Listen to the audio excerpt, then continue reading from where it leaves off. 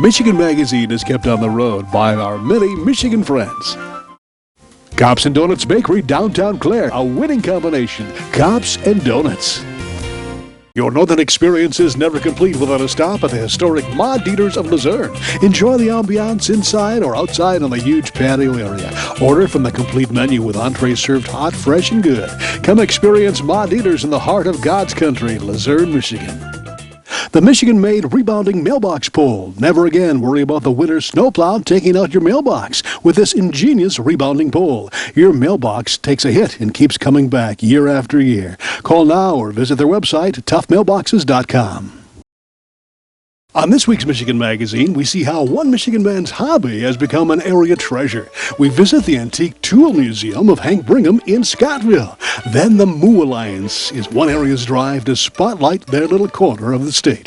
What is the M.O.O Alliance? We've got the story coming up on this edition of Michigan Magazine.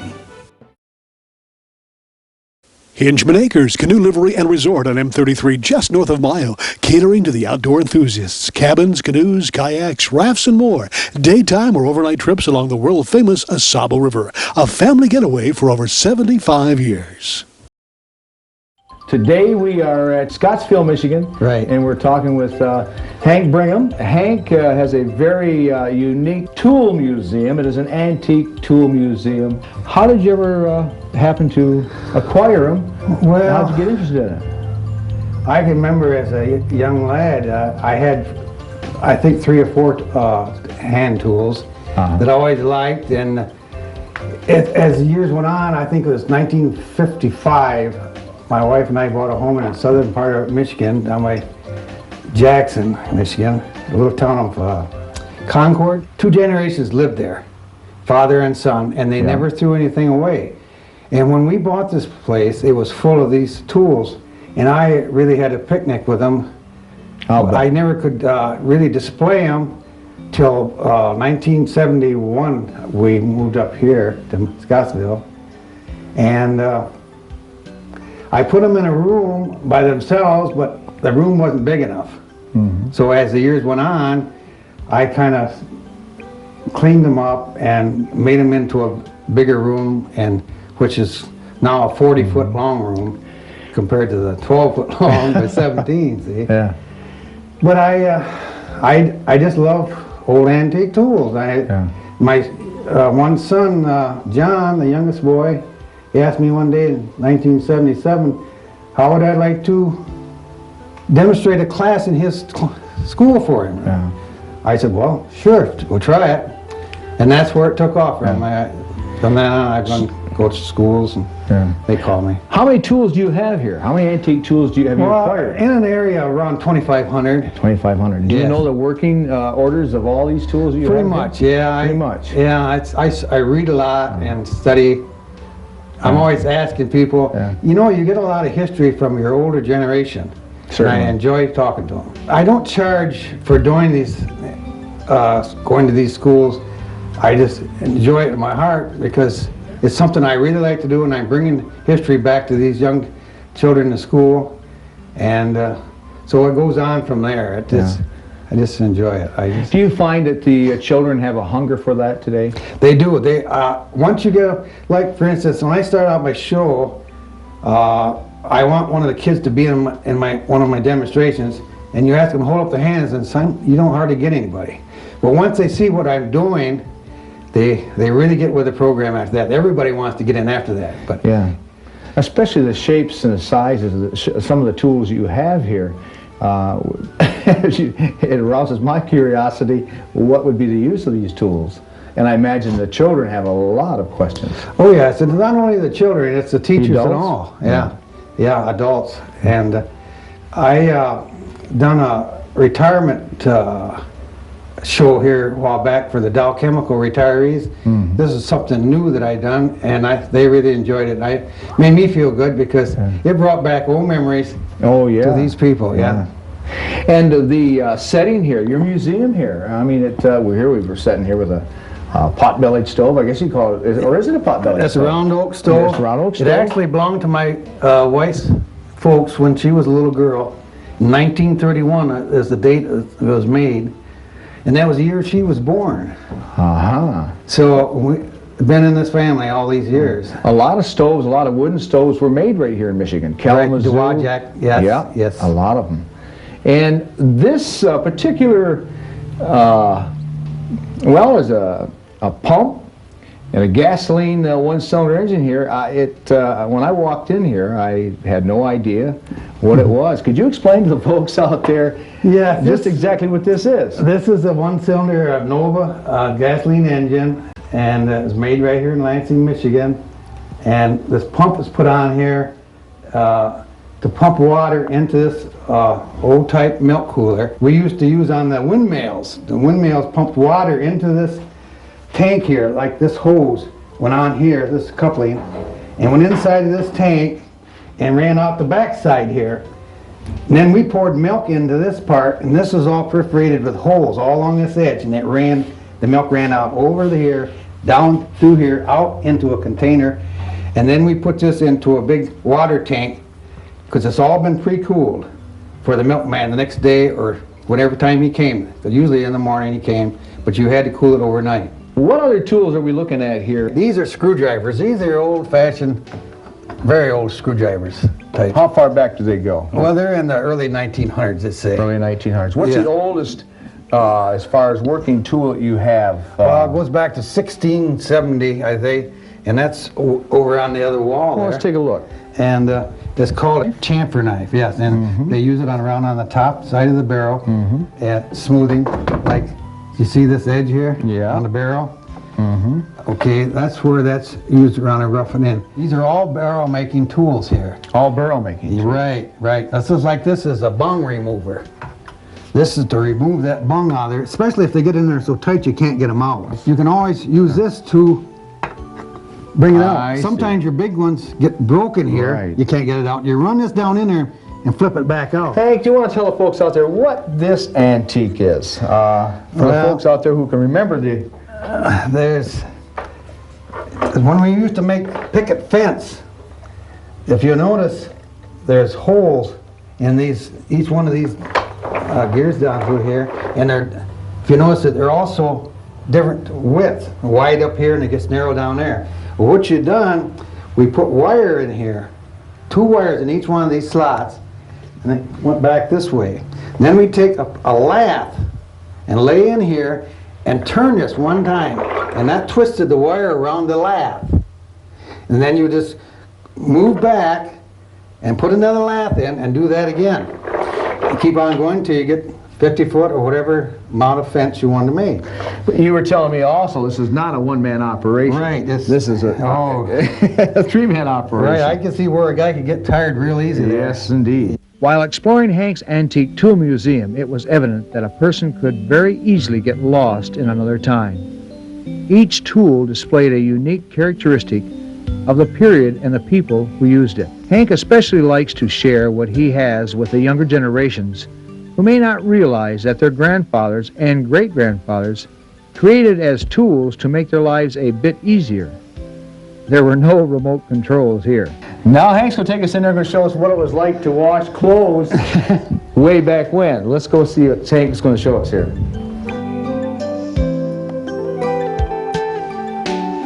Now, this right here is the, what's the name of this washer? Was this washer Chicago, one of the Chicago First Electric, it says on it.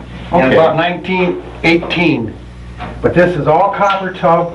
You put your laundry inside of there. You see inside there's like corrugation. Let's turn it right there. And you put your laundry in there with your soap. Put your lid on. The soap, now would that be somewhat of a lie that they Well, made different than we have today, Yeah. I guess. Yeah. I think they made their own soap that time. Yeah. Yeah. And I'll plug it in here and show you exactly what goes on. The ladies today, It goes back and forth and it works as an agitator. Then when you got done, you want to run your clothes through the wringer. You just put your clothes in here. You ran them through the wringer. If you want to reverse it, but first you should, before you do this, the engine off. Well, I certainly have learned a lot here today, and Hank, we just certainly appreciate you inviting us down here, and you've got kids here that they probably learned something here today as well as myself. We'd like to thank you very much for being part of our program, and we wish you continued success with this program that you have going on. Well, I hope so, because this really is my life for the kids and even the grown-ups. I really do. Thank you an awful lot. Thank you. Michigan Magazine is being brought to you in part by Cops and Donuts Bakery, downtown Clare. What began as a crazy idea among 9 police officers to purchase the historic Clare City Bakery quickly became an international phenomenon, carrying on a Michigan tradition with delicious donuts, pies, pastries, breads, original coffee, and more. Plus a full menu at the new adjacent Traffic Stop Diner. Downtown Clare, a winning combination. Cops and Donuts. Hale Hardware, your do-it-center in Hale, Michigan. Much more than a regular hardware store, providing everything you need for whatever your project is, along with a knowledgeable sales staff to get her done. Serving Northern Michigan since 1946. Hale Hardware, south of M65 at Ainsley in Hale. The objective in today's economy is to not just survive, but to thrive. That's the attitude spotlighted at a recent gathering held at the Skyline Event Center, the former Michigan Magazine Museum near Cummins, that drew dozens of community and business leaders from throughout northeastern Lower Michigan. Organized by Oscoda County Economic Development Alliance Chair Tim Jenks, after he and Montmorency EDC head Bruno Wojciech got to talking about the amazing opportunities that exist if one gets off I-75 at exit 202 and heads north into Michigan's heartland. Opportunities that only need to be spotlighted through considered efforts by an organized group, a group whose time has come. Bruno and I got to talking about the commonalities between our counties. Oscoda County and Montmorency County are here in the middle of northeast Michigan. We don't have a lakeshore. We don't have an interstate.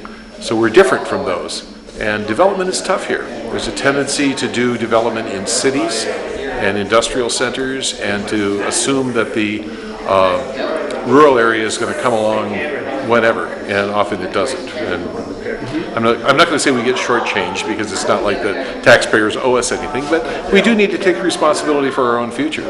And we thought that would be better together, that Montmorency and Oscoda have a lot in common. There's a lot of good opportunity for business synergy there. Bruno is the head of the EDC in Montmorency County, and I'm on the EDC in Oscoda County and chairing the EDA now, the Economic Development Alliance. And so we said we need to get together. We need to talk and see what happens. Everything has to start someplace, and this is a great place to start. Tim has reached his hand out, and we reached back, and together hopefully we can get something moving. I've jokingly called it the M.O.O Alliance. Okay. Montmorency, Oscoda, and Ogama. Okay. Because we're alike. Wow. And one thing we'd like to do, the first step I think, is to tell people to get off I-75 at exit 202 and come up M33 and look and see what's on your sides. You know, look at Lewiston and West Branch and Atlanta and Hillman, and just look at all the heartland of Michigan that you can see up the middle. Mm-hmm. If you stay on the interstate, you're going to see what you see on every other interstate, a lot of concrete. The lakeshore, I can't fault the lakeshore. I grew up on the lake, and it's certainly beautiful. But if you're looking for something different, up the middle is different. Mm-hmm. And there's exciting stuff there. So come see the M.O.O Alliance and all the exciting things that we keep coming up with ideas of things you can see when you come up M33. And I don't know that any one of them is a theme. You can see Amish communities, you can see Elk Festival, just streams, the rivers, streams, dark skies. If you're looking for dark skies, got that. So it's a great place to be. Well, Tim, how does the Skyline Event Center play into all this? The Skyline Event Center is such a beautiful facility, and there's so much opportunity to do things here. And the EDA has been offered the opportunity to work with Michigan Magazine and other folks in the area, and certainly Woodworker Shop has been a big part of it. And we'd like to get more events going here. We're here all the time. We're not traveling around like you are. And we'd like to make things happen here and bring you back a lot to film a lot of interesting things that are going on, so that there's things that will draw people from the whole region. You know, if you look at some of the great art centers, like the Blossom Music Center outside Cleveland, and the Tanglewood Music Center outside Boston. Nothing was there before. It was just a lot of space and a lot of opportunity. And I think we've got that here too. We can draw from a large constituency and bring people here to see how beautiful it is in the middle of Northeast Michigan, and also make some great music and show the great talent of the people that we have around here. We've got artists and musicians and fiber artists, certainly, just so much stuff to see. We have made our best effort to have what you'd call a viral invitation, because we started with the EDCs and the Chambers of Commerce. But we said, send this on to anybody you think should be interested, whether they're the member of a chamber or not. And of course, we work within NEMCOG, the Northeast Michigan Council of Governments. So we told some of those people to come and tell us how you can help us. We're not looking for handouts, but we'll take any advice we can get. And so we have some of them coming as well. But a lot of business leaders, people that have been involved in chambers, people that haven't. People that just heard about it and said, well, we'll see what's going on.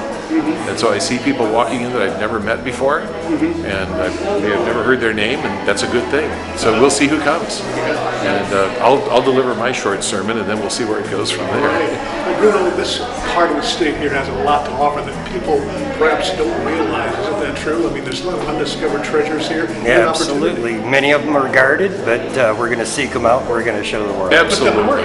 And you know, I've spent a lot of my life working with computers and information technology. There are a lot of jobs these days that you don't have to be anywhere in particular to do it. And I can't think of a better place to develop software or to do architectural drawing or anywhere else than up here in these beautiful woods and water. There's nothing better. I've lived up here for 22 years, wouldn't leave. Right. Excellent. Well, gentlemen, we appreciate what you're doing, and we'll try to follow you along and let everybody know and keep up to date with what's happening in this part of the state. I urge everybody to get off I-75 and take a look at this little treasure we have in the heartland of Michigan. Thank you. We hope to see you often. Thank you. Thank you.